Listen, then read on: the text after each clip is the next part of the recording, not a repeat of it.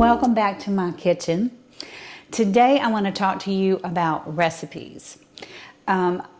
Normally I will try a recipe out and right away start making some tweaks to it just for my own personal taste. But I'm here to share one today. It's from good old Paula Deen, and it is her sour cream pound cake. I've made this pound cake for years now. At least a dozen times, and there's no fail. Never. It always comes out beautiful.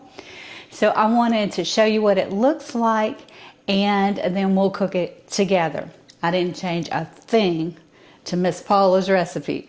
So here is this gorgeous pound cake. And just to prove to you how great it is, I'm going to slice in and show you exactly what it looks like inside. And I will give you this tip. You do have to grease and flour your pan before you bake this. And it does take, in my oven, an hour and a half. In most ovens, probably an hour and 20 minutes to cook. But I grease mine with coconut oil and flour. And that just makes a beautiful crust. Look at that, y'all. Isn't it gorgeous? And it is perfect to eat just like this. Or, you know, I picked up some fresh strawberries yesterday from Publix. You can slice up some strawberries and add some whipped cream to this, and it just makes a beautiful dessert. This is, you can't get more southern than pound cake. So let's cook this one together. You're going to start with 2 sticks of softened butter, and you'll add that to your mixer, and then you're going to slowly add in sugar. And we're going to use 3 cups of granulated sugar, and you just let that kind of incorporate with the butter. Let all of that mix together. And then I'm going to scrape the sides and the beater, and I'm going to add 1 cup of sour cream. That's the magical ingredient to this pound cake. It makes it so creamy. That's just a wonderful, wonderful pound cake. And like I said in the intro, I have cooked this pound cake probably a dozen times, and never, ever has it failed me. It is always on the money. So you want to mix all of those ingredients together, add the rest of the sugar. And you can see it's looking fantastic. And meanwhile, make sure that you've preheated your oven to 350 and you've prepared your pound cake pan. I use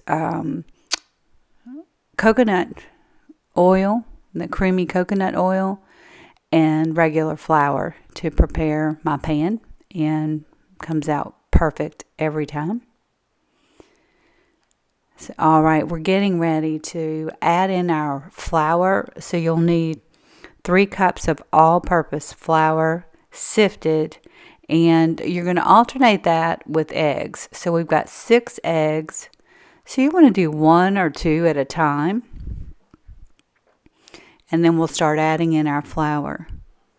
And make sure you add a 1/2 teaspoon of baking soda to your flour mixture.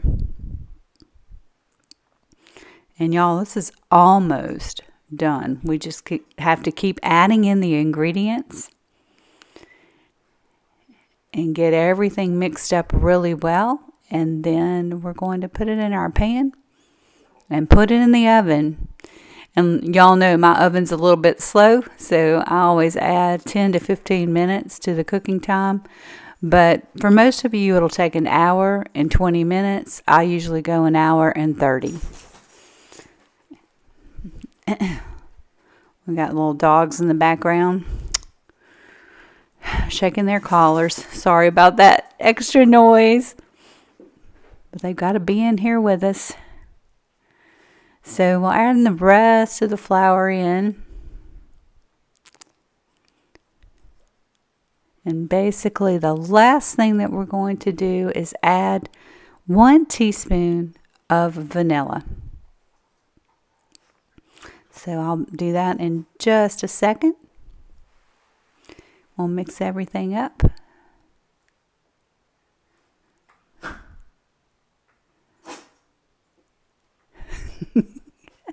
Sorry about the dogs. They get a little bit noisy. They're just happy we're here. They know it's going to be dinner time soon. So I'm going to scrape the sides real quick and mix it up a little bit more, and then we're going to pour it into our prepared pan. All right, we're going to keep mixing. I'm going to turn the mixer speed up just a little bit to make sure that all of that butter is incorporated. And then we will pour it into our prepared pan, that you can see right there in the video. And it's just about ready to go. I typically use a bundt pan for my pound cakes, although you can use a loaf pan if that's what you have. It will absolutely come out great. But I'm sorry you can't really see this, but you just want to distribute the batter as evenly as possible. And I'm also going to use a spatula and just smooth it down before we put it in the oven.